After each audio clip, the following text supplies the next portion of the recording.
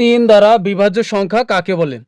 যে সকল সংখ্যার অঙ্কগুলো পাশাপাশি যোগ করে যোগফলকে তিন দ্বারা ভাগ করলে ভাগশেষ শূন্য হয় তাদেরকে তিন দ্বারা বিভাজ্য সংখ্যা বলে।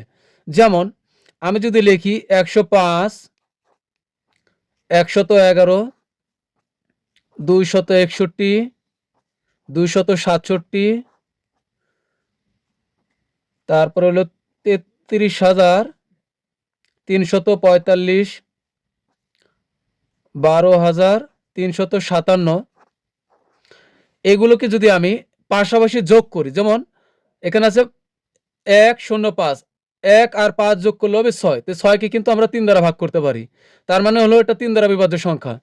আবার ১১১ যদি আমরা যোগ করি পাশাপাশি অঙ্কগুলো ১ ১ ১ যোগ করলে হবে ৩, ৩কে আমরা ৩ দ্বারা ভাগ করতে পারি।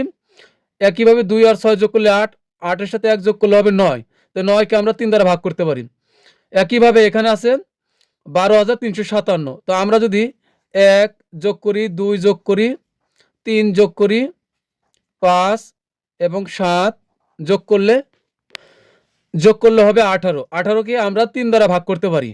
তাই এই ১২,৩৫৭ এই পুরো সংখ্যাটাই ৩ দ্বারা বিভাজ্য হবে। তাহলে আমরা বলতেই পারি যে সকল সংখ্যার অঙ্কগুলো পাশাপাশি যোগ করলে যোগফল যদি ৩ দ্বারা ভাগ করলে ভাগশেষ শূন্য হয় তাহলে ওই পুরা সংখ্যাটাই ৩ দ্বারা বিভাজ্য সংখ্যা।